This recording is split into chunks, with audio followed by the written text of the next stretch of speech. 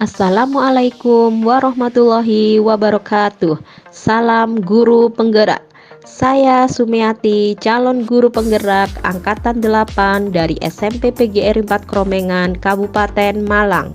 Video ini merupakan aksi nyata modul 1.4 budaya positif yang telah saya terapkan di sekolah saya.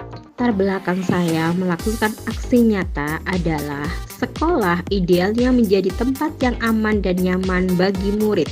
Hal ini sesuai dengan filosofi pendidikan Ki Hajar Dewantara, yaitu menuntun segala kodrat yang ada pada anak agar mereka mencapai keselamatan dan kebahagiaan yang setinggi-tingginya, baik sebagai manusia maupun anggota masyarakat. Salah satu cara yang dapat dilakukan adalah dengan menciptakan budaya positif di sekolah. Budaya positif di sekolah dapat dibangun melalui disiplin positif. Disiplin positif perlu kita tanamkan pada diri murid kita sesuai dengan pernyataan Ki Hajar Dewantara bahwa untuk menciptakan murid yang merdeka, syarat utamanya adalah harus ada disiplin yang kuat. Maksudnya adalah disiplin diri yang memiliki motivasi internal, yaitu guru membantu murid memahami nilai-nilai kebajikan yang ada dalam diri murid. Sebagai guru, tujuan kita adalah menciptakan anak-anak yang memiliki disiplin diri, sehingga mereka bisa berperilaku dengan mengacu pada nilai-nilai kebajikan universal dan memiliki motivasi intrinsik, bukan ekstrinsik. Agar hal tersebut dapat tercipta, dapat dilakukan dengan membentuk keyakinan kelas dan menerapkan segitiga restitusi. Dengan adanya keyakinan kelas yang disusun bersama guru dan murid, maka semua akan mengupayakan untuk menjalankannya sebagai langkah awal membangun budaya positif di sekolah. Dan dengan penerapan segitiga restitusi, harapannya dapat menghasilkan murid yang merdeka, mandiri, dan bertanggung jawab. Tujuan dari aksi nyata ini adalah yang pertama, menciptakan murid yang merdeka, mandiri, dan bertanggung jawab atau sesuai dengan karakter profil pelajar Pancasila. Yang kedua, menumbuhkan motivasi intrinsik murid dengan meyakini nilai-nilai kebajikan universal.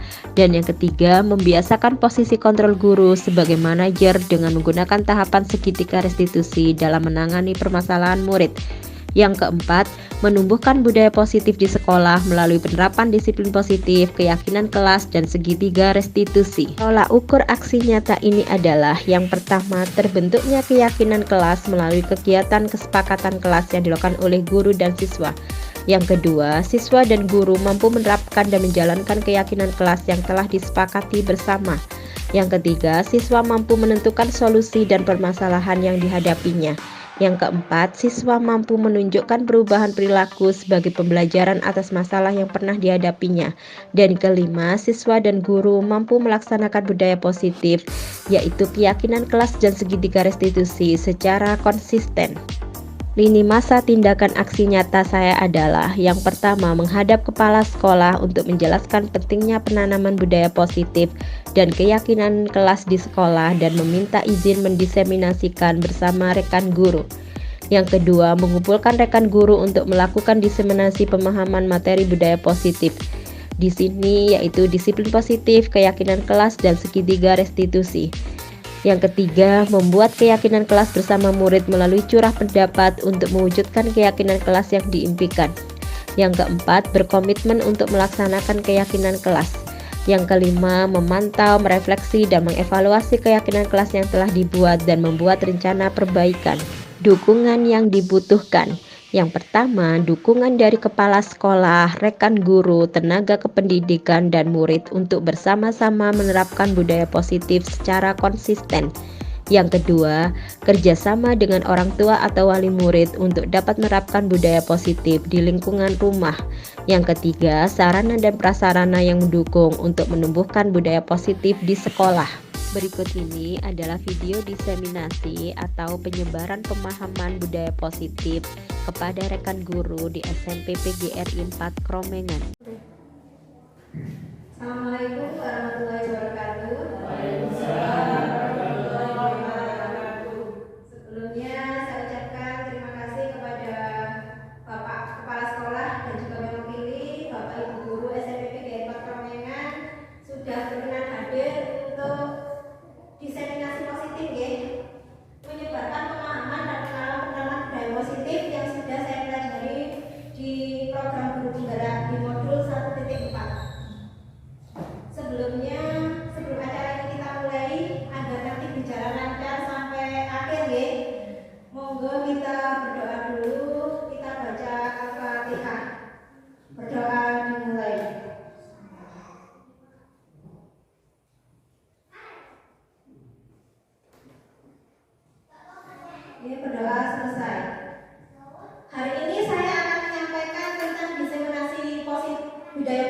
yaitu menyebarkan pemahaman dan penerapan budaya positif.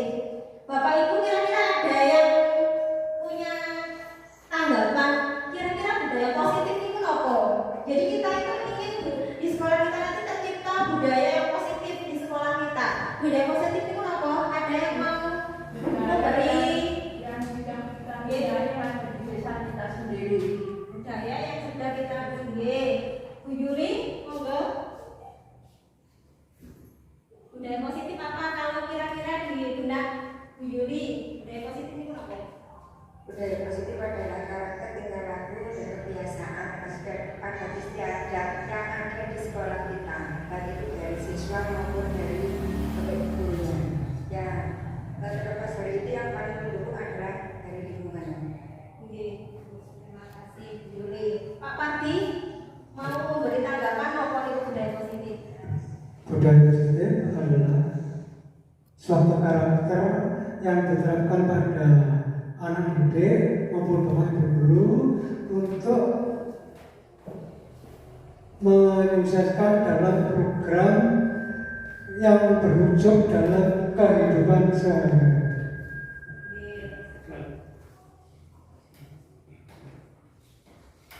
Monggo Pak Ut.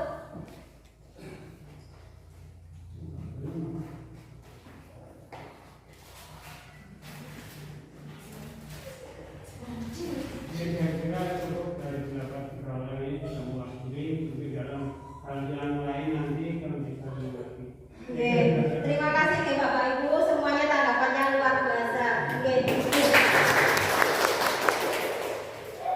lanjut, budaya positif itu adalah salah satu tanggung jawab seorang guru adalah bagaimana menciptakan suatu lingkungan yang positif yang terdiri dari warga sekolah yang saling mendukung, saling belajar, saling bekerja sama sehingga tercipta kebiasaan-kebiasaan baik.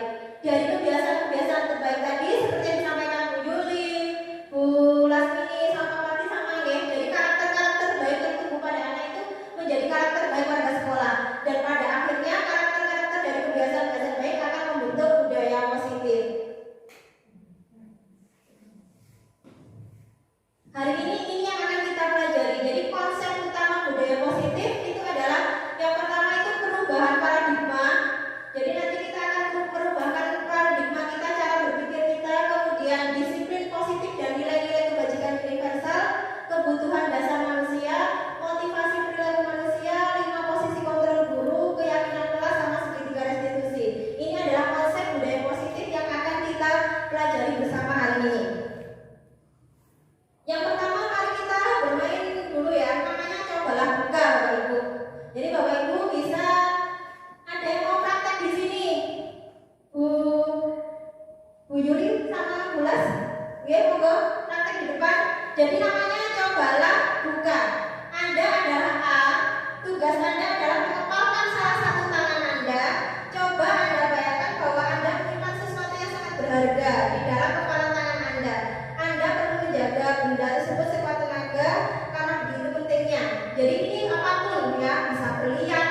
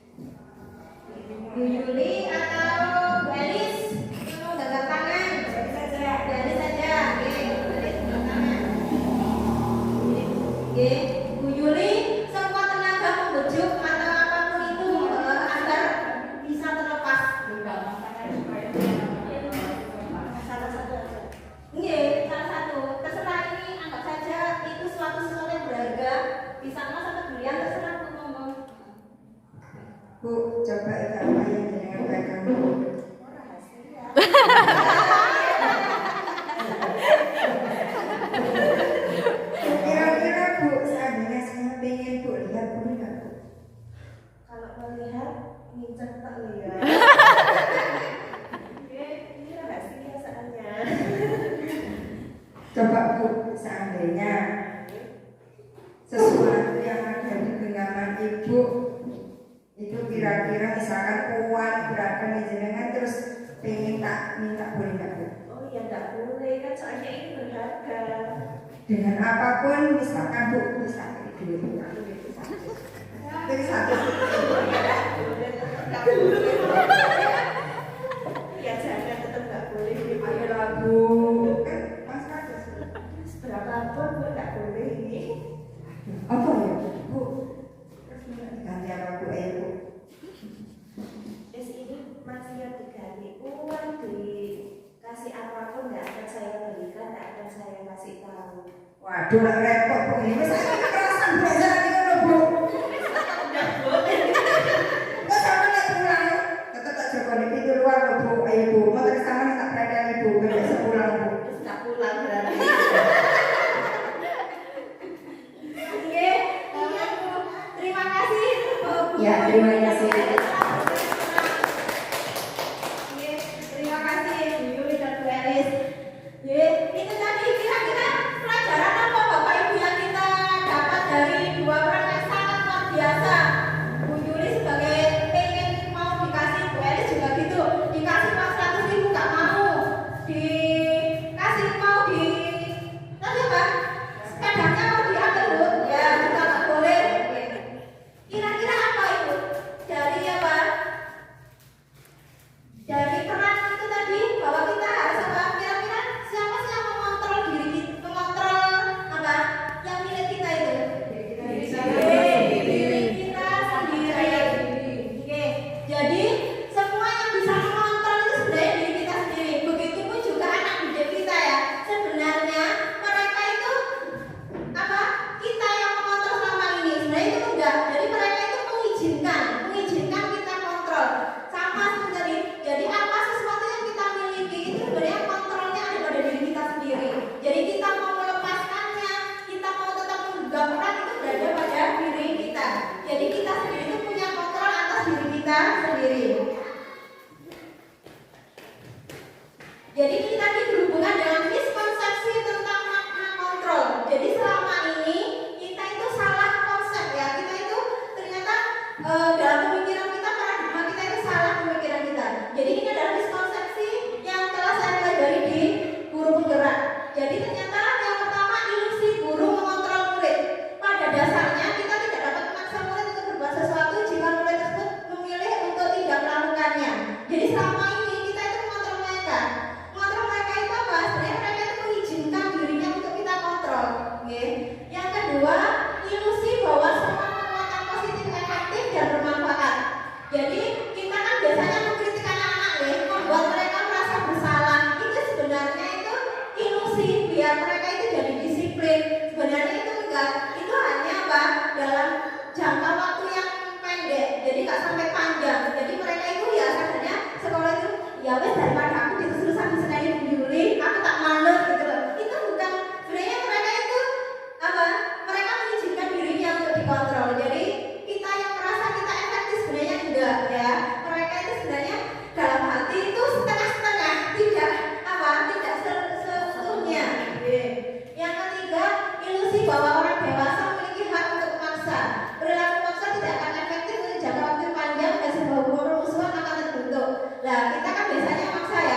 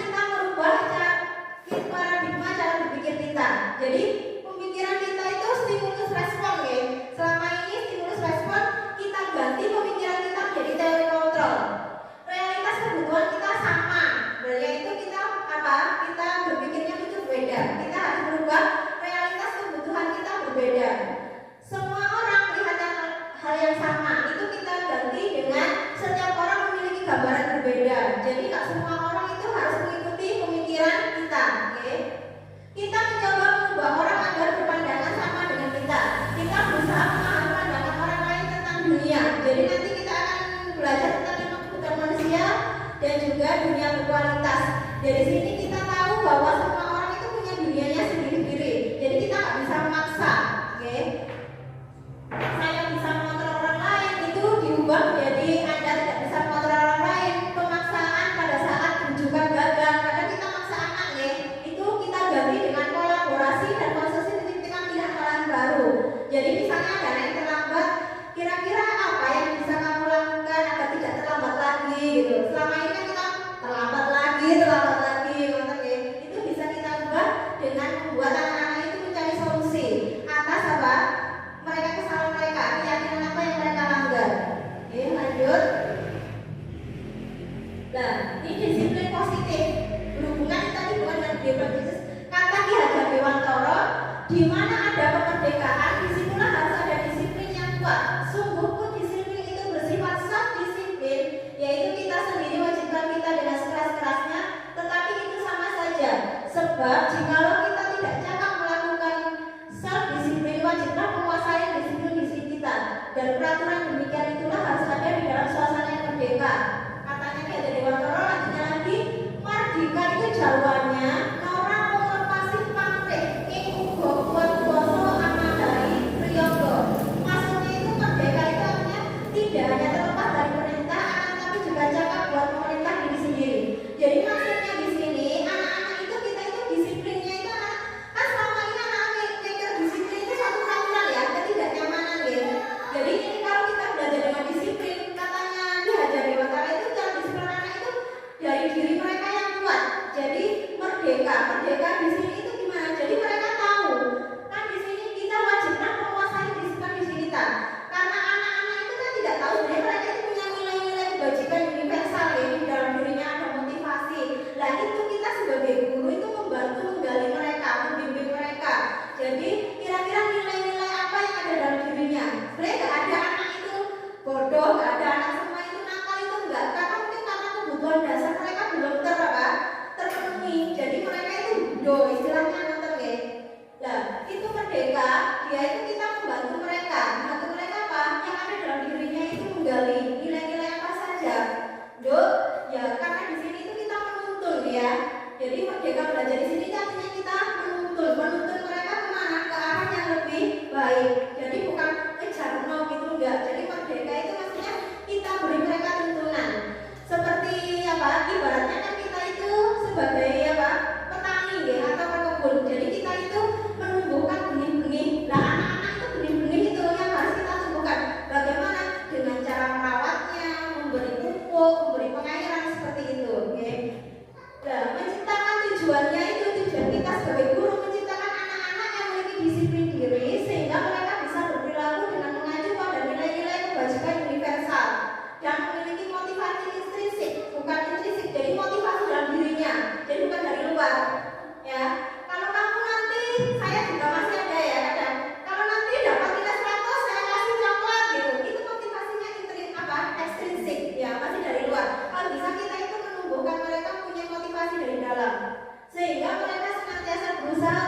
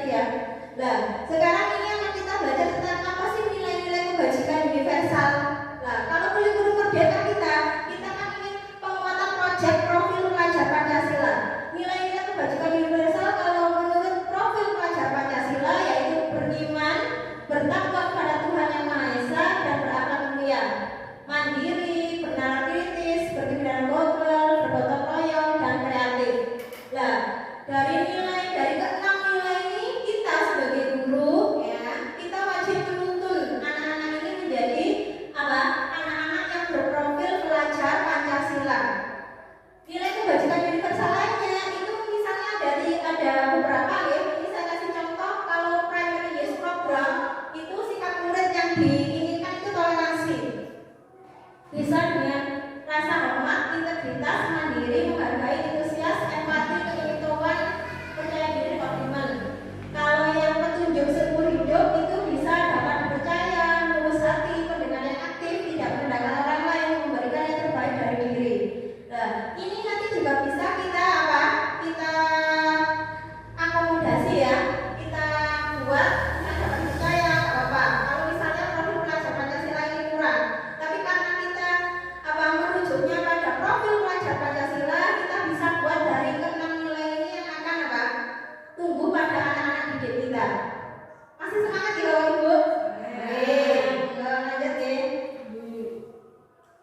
Nah, agar tadi anak-anak tertanam pada jiwanya itu, kita semua itu sebenarnya kita punya itu kebutuhan dasar.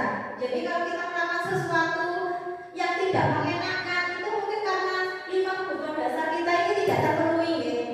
Yang pertama itu adalah bertahan hidup. Bertahan hidup itu bisa berupa kesehatan, rumah, makanan, biologis, dan rasa nyaman.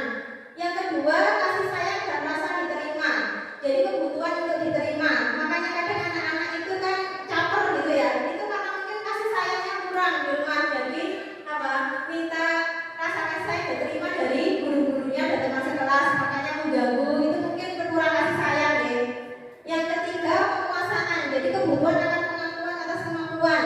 Jadi biasanya ini yang anak-anak nilainya tinggi, misalnya 100 ya, dia itu selalu bangga, kira-kira ngolok temannya ya, seperti itu. Itu karena apa? Karena kebutuhan dasarnya penguasaan itu ingin dia kan, ingin ditonjolkan. Yang keempat, kebebasan, kebutuhan akan pilihan ya. Jadi pada biasanya itu makanya kita Bapak Ibu guru apa di kelas itu kalau bisa itu membuat apa pembelajaran bervariasi itu apa, kadang kebebasan anak-anak itu kurang ya. Misalnya kalau aku di dalam aja Bu, di luar ingin bebas main basket atau main sepak bola seperti itu. Kesenangan, kebutuhan untuk merasa senang itu. Jadi kalau bisa semua itu ya memang kita nggak bisa ya tulis semua anak apa agar semua kebutuhannya ini terpenuhi. Kalau bisa kita sebagai guru bisa memenuhi kebutuhan mereka. Kalau kebutuhan ini tercapai, insya Allah anak-anak itu sing apa? Produk-produk nakal, produk-produk kurang disiplin. Nah, itu bisa jadi disiplin dari apa pemenuhan kebutuhan dasarnya. Lanjutnya yaitu motivasi. Motivasi perilaku manusia. Jadi anak-anak itu sebenarnya kita semua, bahkan kita semua kalau apa punya motivasi ya melakukan sesuatu. Motivasi perilaku manusia itu ada 2, yaitu eksternal dan internal. Eksternal itu untuk menghindari ketidaknyamanan kehukuman. Yang kedua untuk mendapatkan imbalan atau penghargaan dari orang lain. Kalau yang dalam dari diri itu adalah untuk menjadi orang yang mereka inginkan dan menghargai diri sendiri dengan nilai-nilai yang mereka percaya. Saya mau tanya ke Pak Pardi misalnya, jenengan motivasinya mengajar di sini ini kira-kira lebih ke yang mana Pak? Kalau datang tepat waktu, Gimana? misalnya jenengan mau datang ke sekolah tepat waktu jam 7, Anda itu apa motivasinya supaya tidak suka kayak jelas atau biasanya ini lebih terakhir ke anak-anak? Saya tepat jam 7, terutama ini untuk memberi contoh pada anak, bukan pada Bapak Guru. Terima kasih. Oke, Bapak, terima kasih. Berarti kira-kira jawabannya Bapak ini kenapa Bu? Motivasi eksternal atau internal? Internal, internal deh. Jadi dari dalam dirinya Bapak ini sudah punya apa? Ingin apa? Menunjukkan kepada anak-anak beri contoh teladan bahwa kita harus datang tepat waktu. Kalau misalnya suka kepada Bapak kepala sekolah itu masih motivasi eksternal, oke? Bagus Bapak, terima kasih. Lanjut, oke? Nah, internal tadi kita anak-anak kita ingin itu menanamkan bagus dari contohnya Pak Fadli tadi ya. Dari situ kita juga bisa menanamkan motivasi internal pada anak-anak kita. Jadi murid itu bisa menjadi memiliki apa? Disiplin positif. Jadi dia melakukan sesuatu itu bukan karena apa? Iming-iming atau imbalan, tapi dari dalam diri.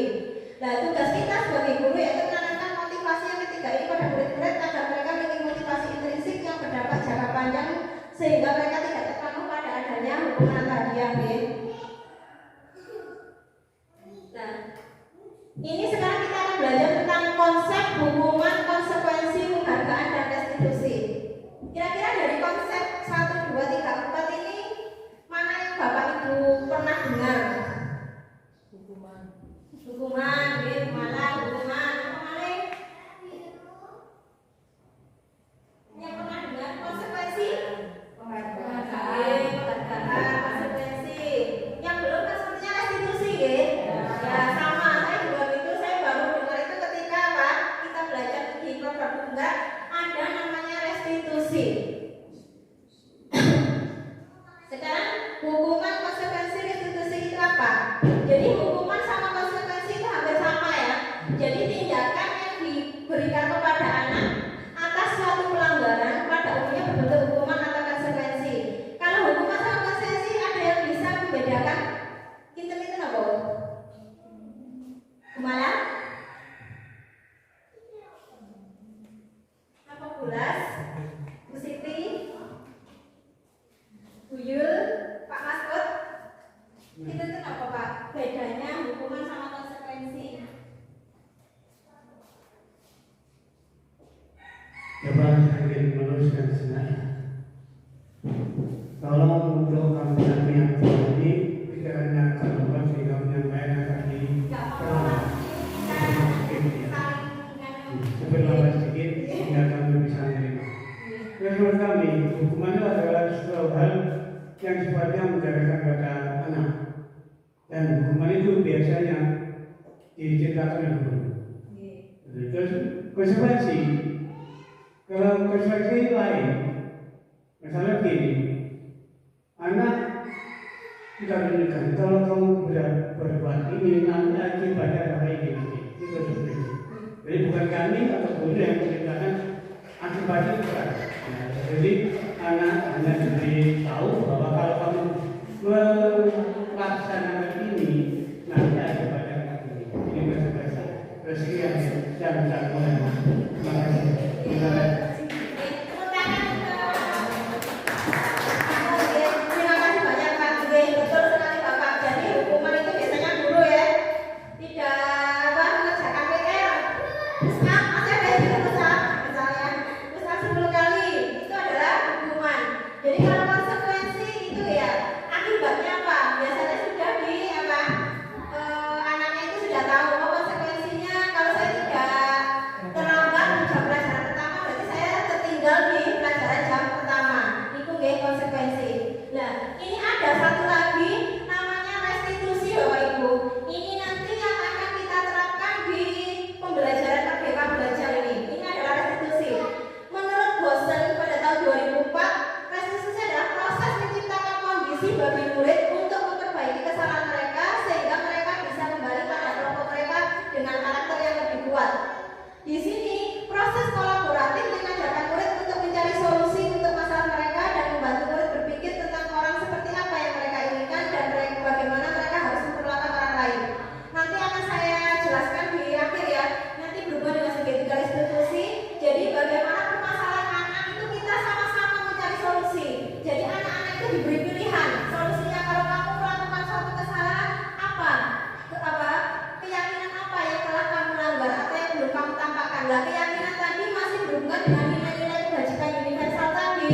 Misalnya ada anak tidak masuk, kita nggak langsung kita bisa tanya dulu misalnya kenapa tadi kok terlambat, misalnya seperti itu, kira-kira nilai keyakinan apa yang sudah kamu langgar yang kamu tidak lakukan? Mungkin dia bisa menggalinya disiplin Bu seperti itu ya, jadi mungkin disiplinnya kurang. Itu adalah restitusi. Jadi kita guru hanya menuntun, menggali, biar mereka sendiri yang mencari solusi permasalahan atas mereka yang mereka lakukan. Oke, lanjut. Seperti ini, oke. Jadi benar yang dikatakan Bapak Masud tadi ya. Jadi hukuman dan konsekuensi itu sama di situ positif. Tapi kalau hukuman itu ada identitas gagal. Jadi kita membuat anak-anak itu gagal. Jadi mereka tidak tahu sebenarnya apa yang mereka kesalahan dari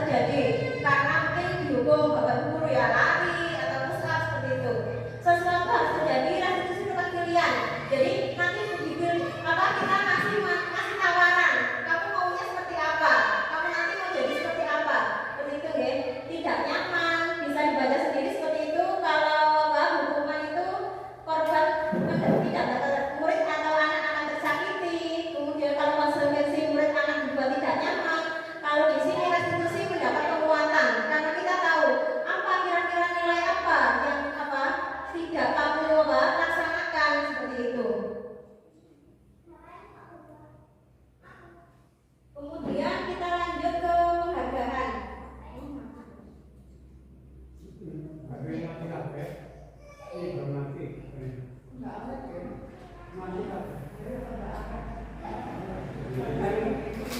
Baterai itu.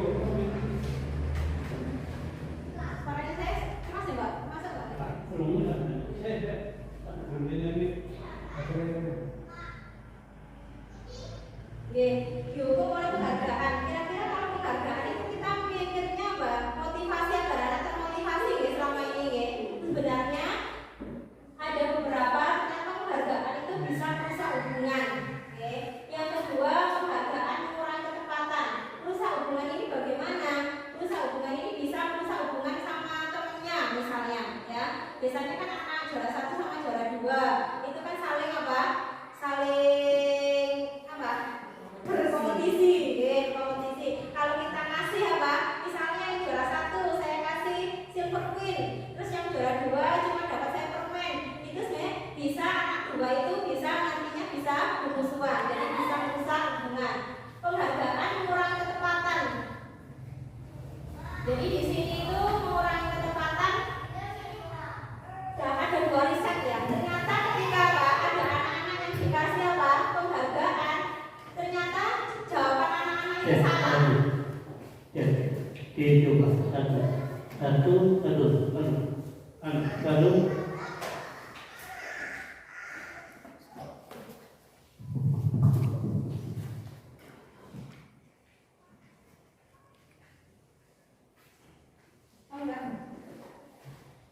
Jadi ternyata jawabannya anak-anak yang sudah dapat, misalnya saya ada riset itu yang benar dikasih permen ya Bapak Ibu. Ternyata hasilnya itu ternyata yang dikasih permen itu banyak yang salah jawabannya. Kemudian penghargaan menurunkan kualitas. Ini juga sama dalam riset, misalnya ada beberapa mahasiswa itu disuruh membuat apa? Di surat kabar sebagai headline. Mereka itu ketika dikasih penghargaan, dikasih iming-iming, mereka itu bisa apa? Mendapatkan headline. Tapi semakin hari mereka itu semakin tidak apa? Kualitasnya itu tidak semakin bagus, tambah menurun. Karena anggap saja karena iming-imingnya seperti kerjakan nanti dapat gitu ya. Kemudian penghargaan mematikan kreativitas. Ini ya sama. Jadi ketika anak-anak itu dikasih penghargaan, terutama di bidang seni ini ya, ketika mereka dikasih penghargaan, kreativitasnya berkurang. Jadi mereka itu mengerjakan sesuatu, membuat sesuatu karena ingin dapat apa? Dapat penghargaan. Kemudian penghargaan menghukum di sini ternyata kita banyak salah juga ya selama ini kita sebagai guru. Ternyata kalau kita kasih piagam penghargaan yang juara 2 itu merasa terhukum. Karena apa? Aku nggak dapat juara 2 gitu ya. Karena wasit 1. Nah itu merasa dia itu menghukum dirinya sendiri. Jadi aku nggak dapat juara 1, cuma juara 2. Nah ternyata itu kurang tepat ya. Selama ini apa? Kita memberi penghargaan kepada apa? Makanya di kurikulum merdeka itu nanti sebenarnya tidak ada juara 1, juara 2, juara 3. Karena semua anak itu sama. Karena seperti tadi ya, yang di apa? Di identitas gagal sama identitas sukses itu, kalau di sukses itu sama-sama menang. Jadi semua anak itu sebenarnya sama, punya potensi yang sama. Dan kita sebagai guru itu menumbuhkan potensi anak-anak. Makanya lingkungan aman dan nyaman itu, lingkungan budaya positif sangat diperlukan di sekolah. Lanjut ya Bapak Ibu. Sekarang ini adalah restitusi. Restitusi nanti ini yang akan kita buat ya untuk apa? Pendekatan budaya positif. Jadi sebuah pendekatan untuk menciptakan disiplin positif. Yang pertama, restitusi bukan untuk menebus kesalahan, namun untuk belajar dari kesalahan. Jadi dari sisi ini itu kita membuat anak-anak itu bagaimana mereka belajar dari kesalahannya. Ya, jadi tidak kita hukum, kita dialog, sharing ya sama anak-anak. Kira-kira kamu ini kesalahan apa yang sudah kamu lakukan? Biar mereka ikut mikir seperti itu ya. Restitusi memperbaiki hubungan. Jadi restitusi itu tidak apa? Kalau tadi itu anak bisa bertengkar karena penghargaan, aduh kamu dapat aku enggak, kalian ini enggak.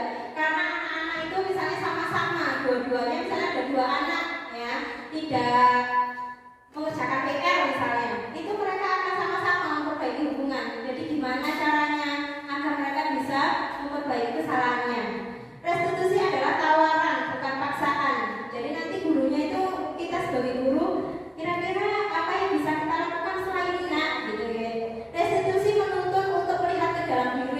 digali dalam diri itu masuk ke dalam keyakinan tadi. Kira-kira keyakinan apa yang belum kamu tunjukkan selama ini? Saya belum hormat Bu, ya, seperti itu. Kemudian restitusi mencari kebutuhan dasar yang mendasari tindakan. Jadi kita kira-kira butuh dasarnya apa ya? Oh, misalnya kita punya anak kita di kelas 8 ada yang nggak bisa diam. Nah, itu sepertinya kebutuhan dasar kesenangan dan kasih sayangnya belum terpenuhi. Nah, itu bagaimana memenuhinya dengan cara tidak merugikan teman lainnya. Masih semangat ya Bapak Ibu?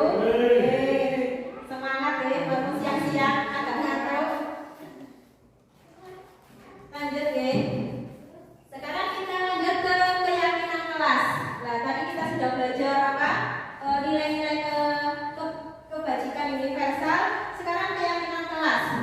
Mengapa keyakinan kelas? Mengapa tidak peraturan kelas saja? Kira-kira apa Bu? Ini dilihat dari pertanyaan-pertanyaan pemantik ini ya, ada 2 pertanyaan. Mengapa kita memiliki peraturan tentang penggunaan helm pada saat mengendarai kendaraan roda 2 atau motor? Kemudian yang kedua, mengapa kita harus membuang sampah pada tempatnya? Monggo Bapak Ibu, siapa yang mau menjawab? Kita apa? Yang pertama.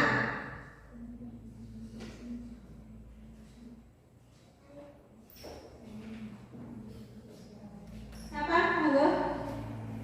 Bu Elis mau nyoba jawab? Kira-kira mengapa sih kita kok harus pakai helm kalau naik sepeda motor? Nggak apa-apa, jawabannya itu nggak ada salah, nggak ada benar. Kenapa kita pakai helm? Karena kan untuk menjaga keselamatan diri kita sendiri. Kalau mungkin untuk nggak pakai keyakinan kelas, tidak peraturan kelas, karena mungkin nanti di kelas dia tidak tercipta ada kayak anak-anak seakan-akan terkekang atau bagaimana gitu. Jadi biar tercipta suasana yang mungkin anak-anak nanti bisa enjoy seperti itu. Terima kasih Bu. Tepuk tangan buat Bu Elis. Yang kedua, monggo. Yang mengapa kita harus membuang sampah pada tempatnya? Monggo, Bu Yuli. Kok harus dibuang sampah? Ya, kenapa kita harus membawa sampah pada tempatnya? Karena kita harus memberdayakan bila mana sampah itu berserakan nanti akan mengakibatkan adanya banyak penyakit dan yang lebih parah lagi mungkin banyak banjir. Nah, berhubungan dengan mengapa keyakinan kelas, mengapa tidak peraturan kelas yang diterapkan? Karena kalau peraturan itu identik dengan masalah hukum yang sudah ditetapkan atau undang-undang yang sudah ditetapkan di sekolah dan itu wajib dan sifatnya memaksa. Nah, kalau keyakinan itu diibaratkan jika seandainya suatu kesalahan itu dilaksanakan, mereka yakin konsekuensinya nanti dampaknya apa yang akan diakibatkan. Terima kasih Bu Yuli, jawabannya luar biasa. Sekarang Bapak Ibu. Masuk semua ya jawabannya tadi. Mengapa kita memiliki peraturan tentang helm? Karena yang pertama itu karena keselamatan ya. Yang kedua tadi menjaga kebersihan. Jadi nilai-nilai keselamatan atau menjaga kebersihan yang kita sebut sebagai keyakinan, yaitu nilai-nilai kebajikan universal yang disepakati secara tersirat dan sesurat lepas dari latar belakang suku, negara, bahasa maupun agama. Seseorang akan lebih tergerak dan bersemangat untuk menjalankan keyakinannya daripada hanya sekedar mengikuti serangkaian peraturan tertulis tanpa makna. Jadi betul ya katanya Bu Yuli tadi, kalau peraturan itu lebih umum lebih general untuk satu sekolah. Kalau keyakinan itu kita meyakinkan kepada anak-anak. Keyakinan kelas apa? Jadi kalau kita misalnya seperti ini ya Bapak Ibu, saya kemarin sudah membuat sama anak-anak kelas 8 itu keyakinan kelas itu yang sudah diyakini oleh anak-anak dan ditandatangani bersama-sama. Jadi bisa rajin, di sini tadi keselamatan. Jadi kita itu ingin apa? Karena kalau peraturan itu umum, jadi keyakinan itu lebih abstrak ya, jadi lebih konkret, lebih tekstual. Kontekstualnya itu apa? Agar tercipta keselamatan, agar tercipta apa? Kebersihan. Jadi keyakinan kelas itu seperti ini ya Bapak Ibu pembentukannya. Keyakinan kelas bersifat lebih abstrak daripada peraturan yang lebih rinci dan terperinci dan konkret. Keyakinan kelas berupa pernyataan-pernyataan universal, pernyataan universal yang ada di nilai-nilai kebajikan universal tadi, ya. Kemudian pernyataan keyakinan kelas senantiasa dibuat dalam bentuk positif. Jadi tidak ada kata negatif, ya. Misalnya tidak boleh mencoret-coret tembok, gitu. Jadi bisa diganti dengan kalimat positif yang bagaimana itu Bapak Ibu? Kalau tidak ada kata tidak boleh mencoret tembok, jadi gimana? Agar sekolah kita tetap bersih dan anak-anak bisa menjaga dengan baik. Oke, bagus, Bu. Terima kasih. Ya, jadi dalam bentuk positif, ya. Jagalah kebersihan tembok seperti itu, ya. Jagalah kebersihan kelas. Jadi tidak ada boleh kata menggunakan kata tidak. Jadi semuanya itu nadanya bernada positif. Kemudian keyakinan kelas hendaknya tidak terlalu banyak sehingga mudah diingat dan dipahami oleh semua warga kelas. Jadi bisa 7 sampai 8 itu aja, ya. Nanti kalau terlalu banyak anak-anak lupa, ya. Misalnya tidak boleh membuli teman, Bu. Nah, itu bisa kita ganti dengan bagaimana? Ada seperti ya, bagus, sayangi teman. Seperti itu, ya. Ya, kita harus saling menyayangi. Dari tadi apa kebutuhan dasar manusia, yaitu apa? Kebutuhan apa? Kasih sayang dan rasa diterima. Kemudian semua warga kelas hendaknya ikut berkontribusi dalam pembuatan keyakinan kelas dalam kegiatan curah pendapat. Jadi di sini anak-anak, ya, sama bapak ibu gurunya. Jadi kita biarkan anak-anak yang membuat keyakinan itu, bukan kita yang memaksa. Jadi mereka ingin kelas impiannya itu yang bagaimana. Jadi nanti disepakati bersama-sama. Yang ketujuh, setelah keyakinan kelas selesai dibuat, maka semua warga kelas dipersilakan meninjau ulang dan menyetujuinya dengan menandatangani keyakinan sekolah atau kelas tersebut termasuk guru dan semua warga murid. Seperti yang terpampang di sini yang telah saya praktekkan dengan anak-anak. Jadi setelah keyakinan kelas mereka buat, mereka menandatanganinya. Kemudian keyakinan kelas selanjutnya bisa dilekatkan di dinding kelas di tempat yang mudah dilihat oleh semua warga kelas. Nah, di sini semuanya anak-anak. Nanti kalau temannya ada yang melanggar, temannya bisa ngasih tahu, loh, kamu kok menggangguku. Di sini kita harus saling menyayangi, loh. Ya, ini bisa diterapkan di kelas seperti itu. Bersedia menerapkan dan meninjau kembali keyakinan kelas dari waktu ke waktu. Misalnya keyakinan kelas mana, ya, yang belum benar-benar diterapkan, dan itu bisa ditinjau ulang, kemudian bisa dibuat lagi dengan anak-anak. Oke, lanjut ya Bapak Ibu. Oke, ini adalah contoh keyakinan kelas yang telah saya hasilkan di kelas 7 dan di kelas 9. Untuk prakteknya, ini ya Bapak Ibu, saya harus juga memberi prakteknya juga.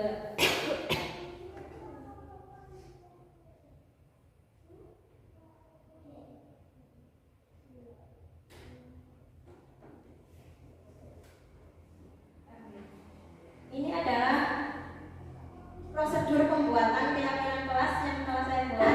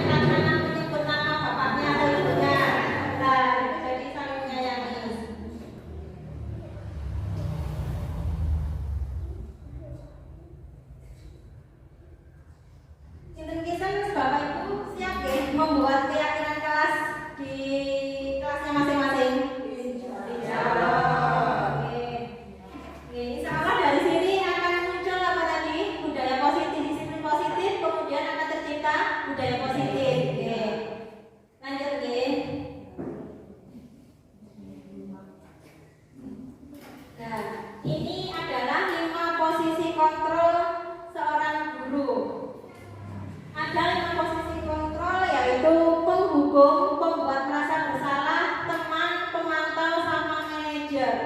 Kira-kira selama ini Bapak Ibu guru berada di posisi kontrol yang mana? Nomor satu. Oke, satunya itu nomor satu. Banyak yang nomor satu. Oke, saya sendiri juga seperti itu. Makanya kita nanti sama-sama belajar. Kira-kira posisi yang tepat itu sebagai guru itu yang sebagaimana? Oke, Bu Yuli, penghukum, oke. Pak Pardi, penghukum, oke. Pak Pardi, Pak Ud. Pak Mahfud, ya Allah, Pak Mahfud, maaf Bapak. Lihatnya agak aneh. Sebagai apa Pak selama ini? Selama ini penghukum. Penghukum. Bu Ani sebagai apa Bu? Tadi pakai diam aja. Penghukum. Oke. Bu Siti selama ini sebagai apa? Penghukum. Waduh.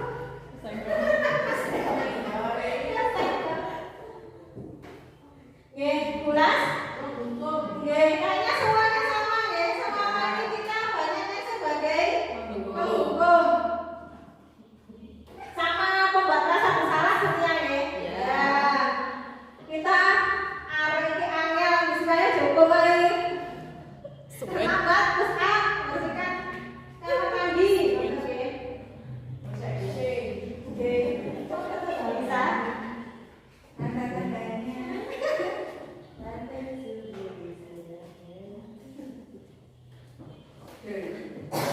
Harus bisa ini kurang dikit lagi. Oh, nggak sama di kakak Bapak Ibu. Jika mau juga.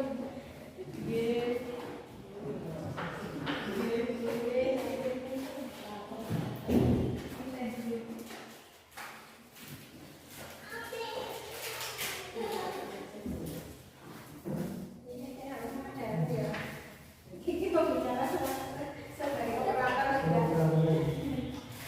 Oke, jadi semuanya sama ya. Kita kira-kira dari sini, dari 5 posisi kontrol guru ini yang belum pernah Bapak Ibu, kan bisa nggak ada penghukum, pembuat rasa bersalah pasti ada ya, teman ya, karena kita juga sebagai teman sama anak ya, memantau. Mungkin yang belum sebagai manajer, oke. Ini adalah posisi kontrol baru ya. Ini termasuk tadi ke berhubungan dengan restitusi. Jadi pendekatan disiplin positif, budaya positif itu melalui sebagai kontrol kita sebagai manajer, oke. Nah, ini adalah contoh kasus pelanggaran menggunakan 5 posisi kontrol. Contohnya Adi yang terlambat hadir ke sekolah. Kalau penghukum ya semuanya sudah ya, seperti itu. Mata melotot. Ada salah tinggi gitu, bahasa tubuh. Mata melotot. Jari tunjuk hadir. Tukang terlambat ini ya. Lagi ini lagi. Adi terlambat lagi, pasti terlambat lagi. Selalu datang terlambat. Kapan bisa datang tepat waktu kan gitu ya, saling nunjuk. Nah hasilnya kemungkinan murid marah dan dendam atau bersikap agresif. Bisa jadi sesudah kembali duduk murid tersebut akan mencoret-coret bukunya atau meja tulisnya. Lebih buruk lagi, sepulang sekolah murid melihat motor atau mobil Bapak Ibu guru dan akan menggores kendaraan tersebut dengan paku. Kalau aku disukai dulu tak kempesi, mungkin seperti itu yang paling. Nah ini ada juga yang terjadi yang kemarin itu ya, ada anak SMP sampai membakar sekolahnya. Nah itu mungkin karena juga sering seperti itu. Jadi bidang akhirnya sekolahnya sendiri yang dibakar. Itu berhubungan dengan pembulian juga, katanya gurunya juga bully.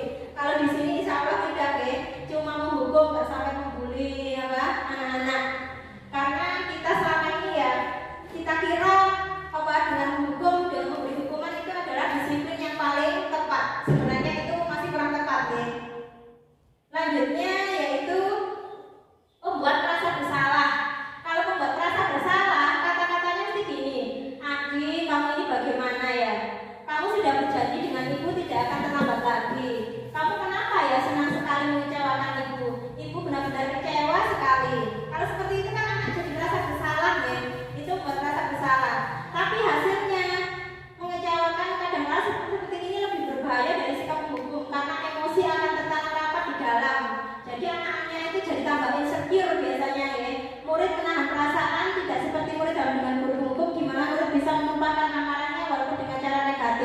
murid tertekan seperti inilah yang tiba-tiba bisa memutus amarahnya dan bisa menyakiti diri sendiri atau orang lain.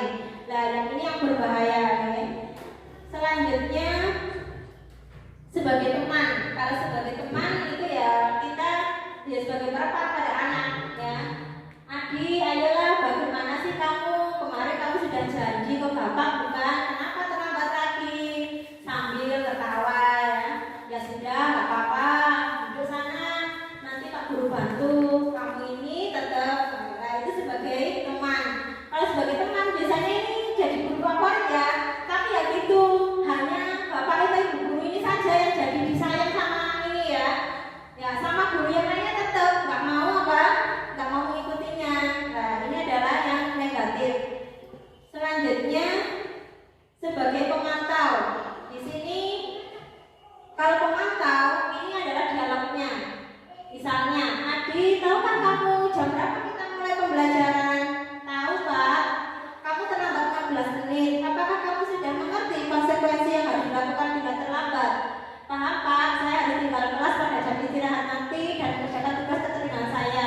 Ya benar, nanti pada saat jam istirahat kamu harus tinggal di kelas untuk menyelesaikan tugas yang tertinggal tadi. Saya tunggu. Nah di sini kalau kita sebagai pemantau, jadi anak-anak tadi itu diarahkan ya, disuruh mengerjakan tugas yang tertinggal tadi.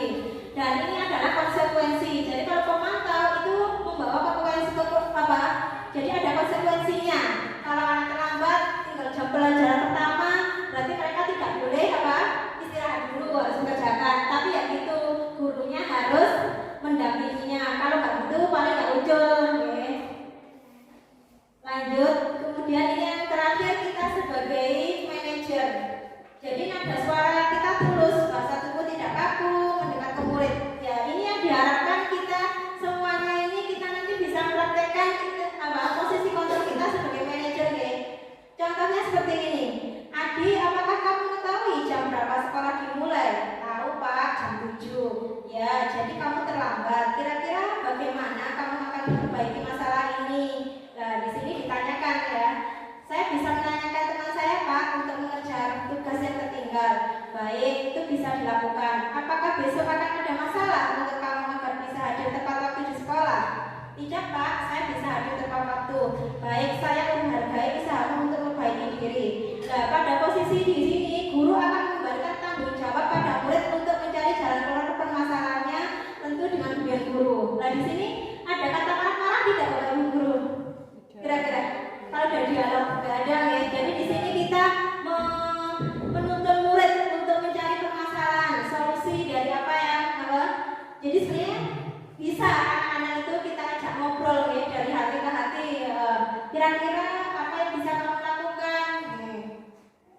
Nggak banyak Bu, soalnya udah ngamuk-ngamuk lah. Itu memang kita harus di kurikulum merdeka itu harus banyak bersabar gurunya. Kita harus meredam ego kita deh. Nah, berhubungan dengan restitusi itu ada namanya segitiga restitusi. Nah, sebagai manajer, kalau kita posisi kontrol kita sebagai manajer, ada 3 tahapan yang harus kita laksanakan. Namanya segitiga restitusi, yaitu seperti pada gambar ya. Jadi 3 tahapan itu yang pertama menstabilkan identitas. Jadi di sini kita semua akan melakukan hal terbaik yang bisa kita lakukan. Yang kedua, validasi tindakan yang salah. Yang ketiga, menanyakan keyakinan. Yo, posisi maksudnya. Jadi kalau kita posisi kita sebagai manajer, kita menggunakan apa? Segitiga restitusi. Ini adalah tahapan-tahapan yang harus kita lakukan.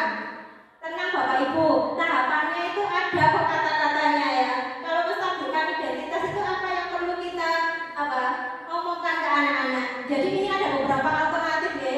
Yang pertama itu berbuat salah itu tidak apa-apa. Tidak ada manusia yang sempurna. Saya juga pernah melakukan kesalahan seperti itu. Kita bisa menyelesaikan ini.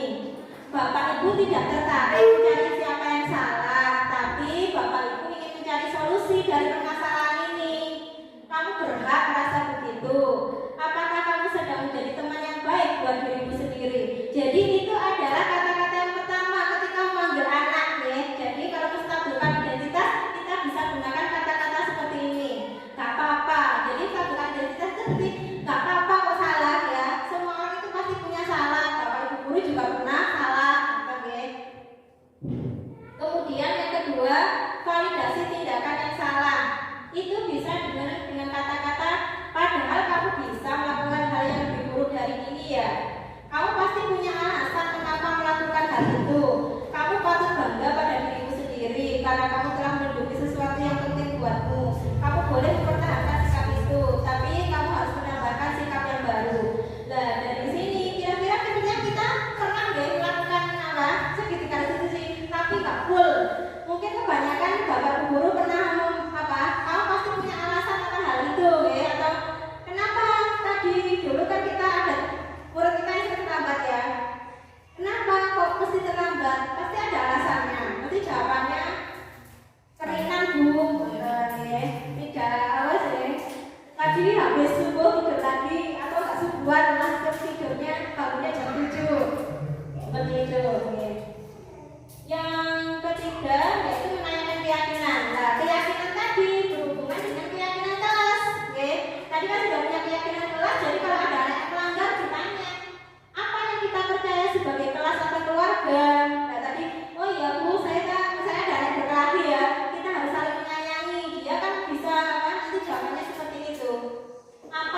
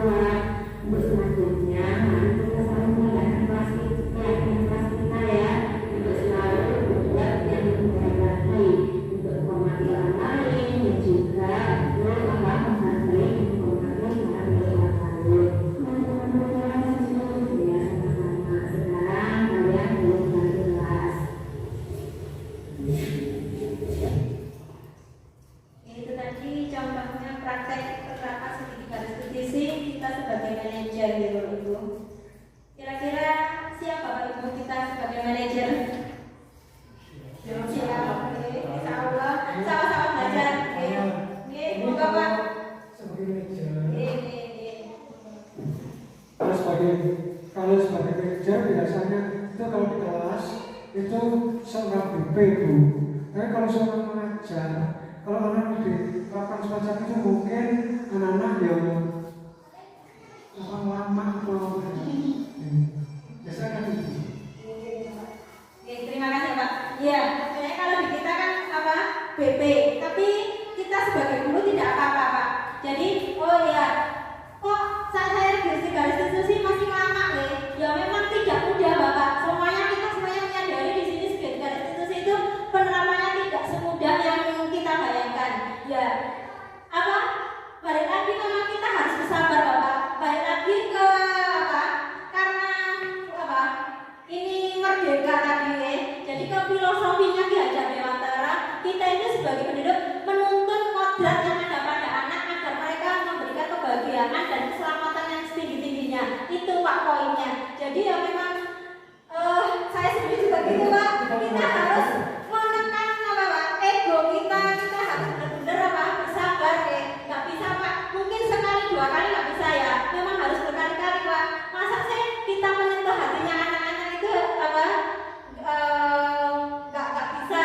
Mungkin ya memang tidak mudah, tapi tidak ada yang tidak mungkin ya Pak.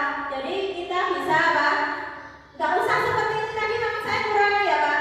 Bisa kita duduk apa sebelahan anaknya dia Pak. Nah, oke.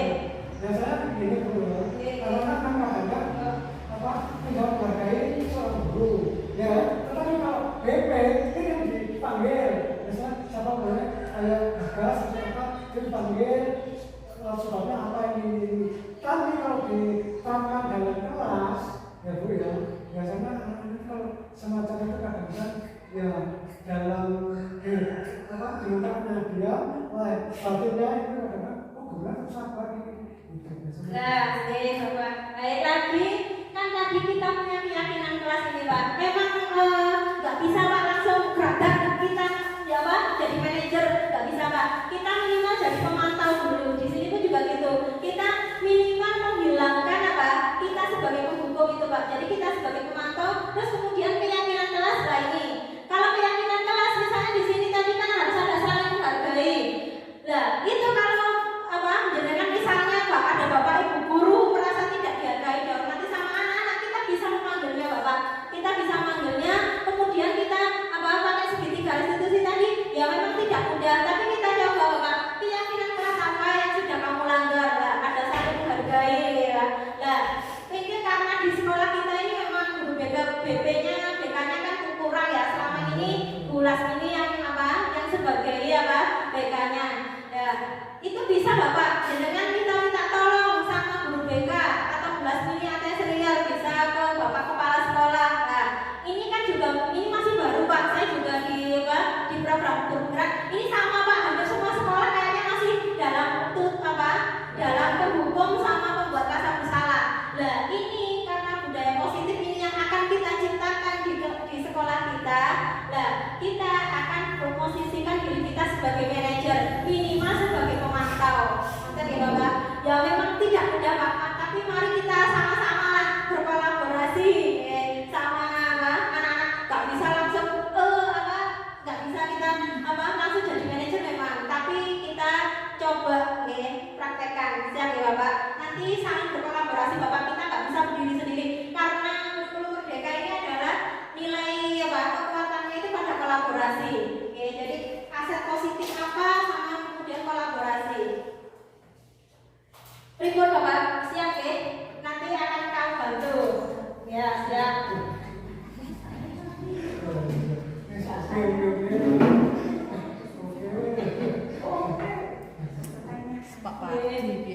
Nah, ini ada sebelum selesai ini tak terakhir ya Ibu. Terlihat apa boten itu percakapannya antara siapa ini? Pak Joko sama Mario dan Agi ya. Jadi mereka itu terpotong ini. Jadi ketika anak-anak bermain itu mereka mainan kue sampai terlempar ke kepala sekolah. Nah ini ada kasus Bapak. Kira-kira dari sini mana yang pertama tadi kan kita ada apa saja? Menstabilkan identitas, validasi keyakinan yang salah, kemudian sama menanyakan keyakinan. Kira-kira yang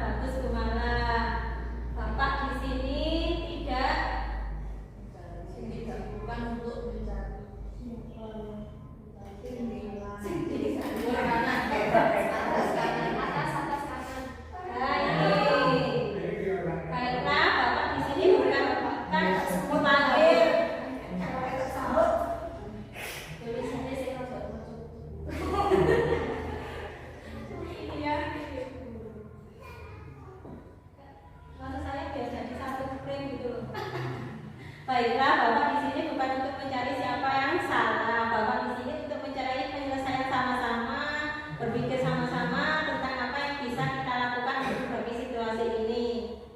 Nah, itu adalah apa? Menstabilkan identitas. Kemudian validasi tindakan yang salah yang mana?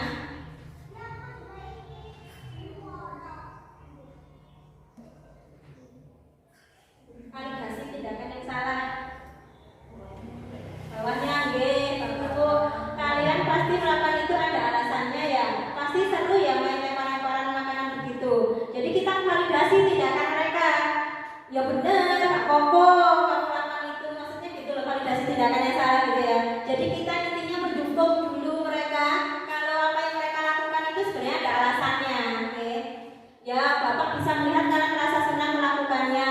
Nah, di situ ditambahi ada nilai keyakinan juga, tetapi yang akan lakukan merugikan. Nah, itu di situ anak-anak jadi paham, oke? Kemudian yang terakhir menanyakan keyakinan yang mana?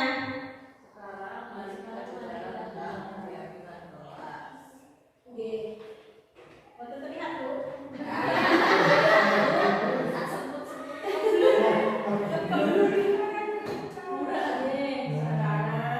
Sekarang mari kita bicara tentang keyakinan kelas dan keyakinan sekolah kita. Apa yang kita percaya, yang mana yang kalian belum tunjukkan. Nah, saya yakin semuanya Bapak Ibu bisa. Ya memang apa? Kadang kalau sudah mereka emosi ya, tapi kan kita harus apa? Didudukkan dulu sampai emosinya mereda, kemudian diajak apa?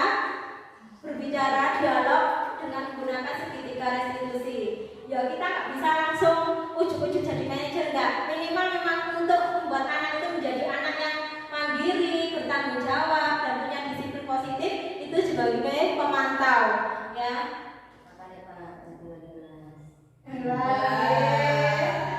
Bisa Pak. Kita kan intinya tuh budaya positif, ya. Jadi memang kita apa? Di sini kan anak-anak bisa mencari solusinya. Jawabannya apa? Kita harus bersikap baik satu sama lain. Mereka kan akan memikirkan di keyakinan kelasnya. Nanti Bapak bisa waktu sambil apa? Ke anak-anak apa? Diingatkan loh ya keyakinan kelas ini loh ya.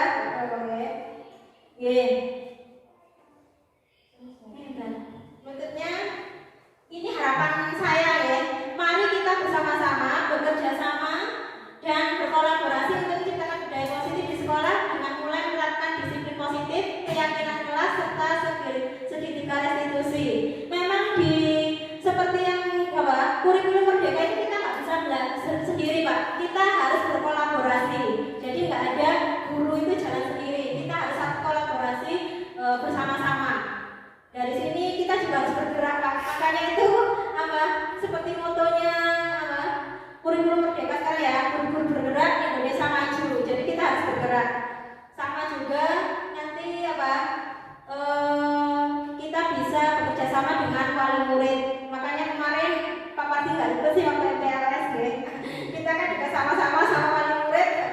Anak-anak itu apa sudah apa kita harus bekerja sama berkolaborasi karena pendidikan yang utama itu sebenarnya dari keluarga ya, baru di sekolah.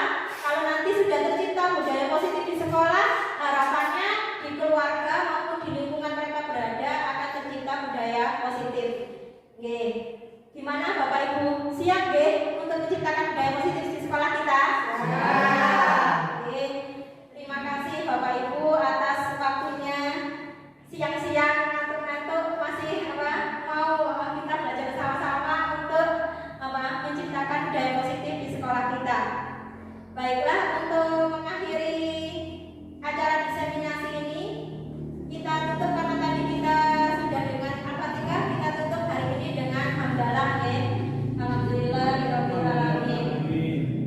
Atas perhatiannya dan juga kerjasamanya Bapak Ibu hebat semua ya yang luar biasa ini, saya sampaikan sangat-sangat terima kasih dan mohon maaf jika dalam penyampaian saya tadi ada tutur kata yang kurang berkenan bagi Bapak Ibu guru.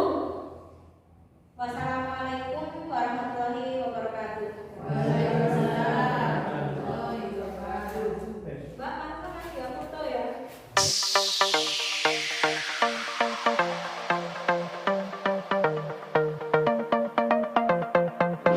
Berikut ini video pembentukan keyakinan kelas bersama kelas 9 di SMP PGRI 4 Kromengan.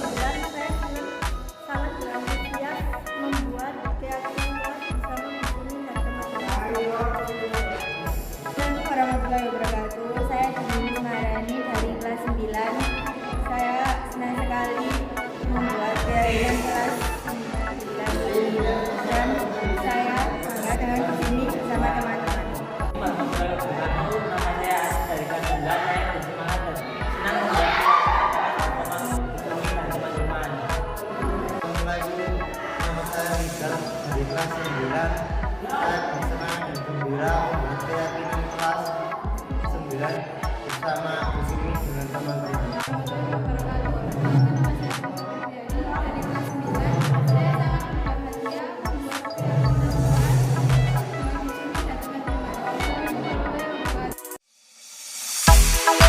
Thank you.